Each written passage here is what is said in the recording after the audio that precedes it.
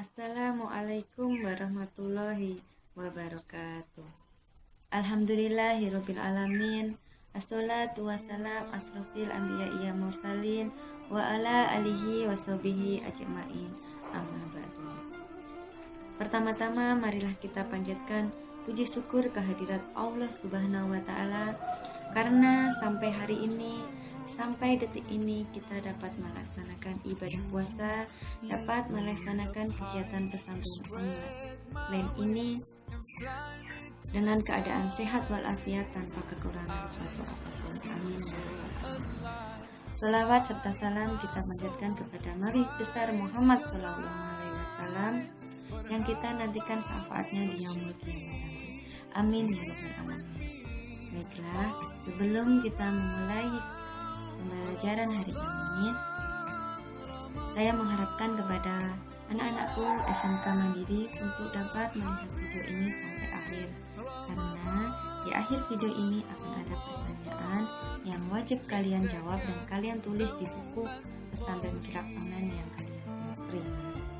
Di sini saya akan membahas tentang riba dan hukumnya. Kalian tahu apa yang dimaksud dengan riba?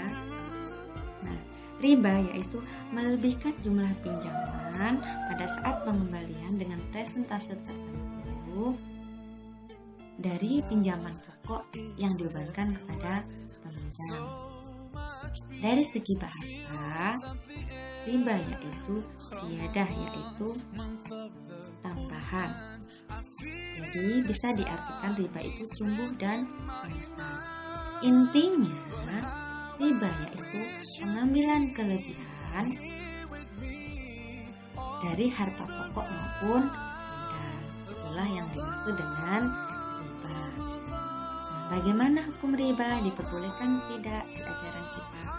Nah, riba itu sangat dilarang di ajaran kita, seperti yang tercantum dalam surat Al-Imran ayat 130. Yang artinya, hai orang-orang yang beriman, janganlah kamu makan riba yang berlipat ganda, dan bertakwalah kamu kepada Allah Subhanahu wa taala untuk mendapatkan keberuntungan.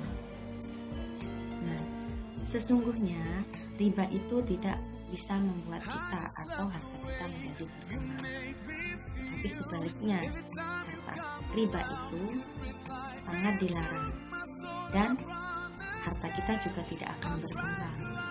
Tetapi kalian rajinlah untuk bersedekah. Sedekah itu dapat menjadikan harta kita menjadi berkembang dan menjadi banyak. Itulah hukum riba. Jadi riba itu sangat dilarang dan diharamkan, tetapi Islam itu memperbolehkan adanya bagi hasil. Nah, kalian tahu ada berapa jenis riba? Riba secara garis besar itu dibagi menjadi dua. Yang pertama, riba yang berhubungan dengan hutang piutang, dan kedua, riba yang berhubungan dengan jual beli. Riba yang berhubungan dengan hutang piutang yang pertama yaitu riba hak. Riba hak yaitu pinjam meminjam dengan pada saat pengembalian itu harus dilebihkan. Contohnya, A memberikan pinjaman kepada B 100.000, tetapi B mengembalikan harus 115.000. Itulah yang dimaksud dengan riba hak. Yang kedua, riba jahiliyah. Riba jahiliyah yaitu riba yang timbul karena si peminjam ini tidak bisa mengembalikan uang tepat waktu.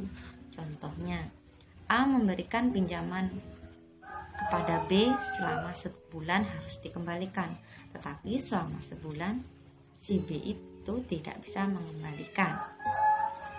Karena tidak bisa mengembalikan, jadi hutangnya menjadi bertambah. Itulah yang dimaksud dengan riba jahiliyah. Nah, selanjutnya riba yang berhubungan dengan jual beli. Riba yang berhubungan dengan jual beli yang pertama, riba fadli. Riba fadli yaitu tukar menukar barang riba yang sejenis tetapi timbangannya tidak sama. Misalnya, 2 kg gandum kualitas bagus ditukar dengan 3 kilogram gandum dengan kualitas tidak bagus. Nah, kelebihannya itulah yang dimaksud dengan riba. Yang kedua, riba nasi'ah. Riba nasi'ah yaitu jual beli tetapi mampu membayar 1 bulan kemudian. Contohnya membeli emas. Misalnya A membeli emas 5 gram, tetapi dia mampu membayar 1 bulan kemudian. Kenapa disebut dengan riba? Karena emas itu kan setiap waktu harganya berubah. Itulah yang disebut dengan riba nasi'ah. Nah, tadi kan di awal kita membahas di ajaran kita itu melarang riba, mengharamkan riba, tetapi memperbolehkan untuk melakukan bagi hasil. Apa sih bedanya bagi hasil dengan riba? Nah, di dalam riba, keuntungannya itu disebut dengan suku bunga. Besaran suku bunga itu ditentukan di awal akad dan tujuannya untuk memperoleh keuntungan. Tetapi keuntungan dari bagi hasil itu disebut dengan nisbah. Tetapi asumsinya di awal akad itu untung maupun rugi. Besaran jumlah riba itu kan berdasarkan jumlah pinjaman. Tetapi jika nisbah itu berdasarkan keuntungan yang diperoleh dari peminjam.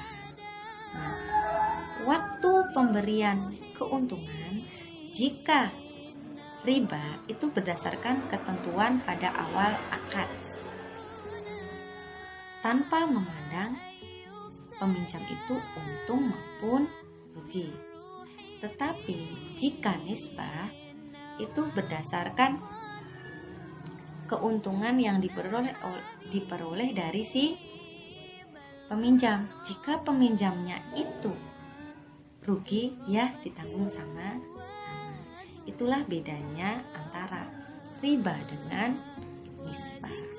Nah, di era sekarang ini banyak sekali riba yang dimodernisasi. Nah, kita akan membahas tentang riba yang modern. Salah satu contohnya yaitu pegadaian. Kenapa pegadaian itu dilarang? Karena yang menggadai barang itu memanfaatkan barang gadainya untuk memperoleh keuntungan, sehingga itulah yang dinamakan dengan riba.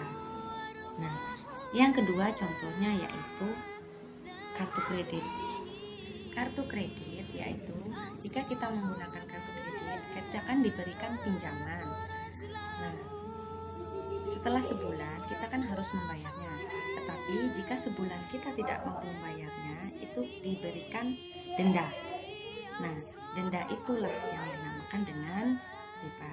Yang ketiga contohnya yaitu tukar menukar emas.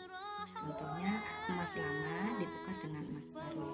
Nah, kita akan memberikan tambahan uang. Nah, tambahan uang itulah yang disebut dengan riba. Nah, itulah kita sudah membahas tentang pengertian riba, contoh-contoh riba, hukum riba, dan riba di era modern ini. Nah, saya akan memberikan pertanyaan kepada kalian. Pertanyaannya, di era modern tadi kan salah satu praktik riba yaitu kartu kredit. Nah, jika kita mampu membayar kartu kredit setiap bulan, tidak ada namanya denda. Nah, itu masih diperbolehkan atau tidak? Jika tidak, alasannya apa? Jika boleh, alasannya apa? Silahkan kalian jawab di buku pesantren kitab online. Nah, itulah yang bisa saya sampaikan. Kurang lebihnya saya mohon maaf. Saya akhiri. Wabillahi taufiq wal hidayah. Wassalamualaikum warahmatullahi wabarakatuh.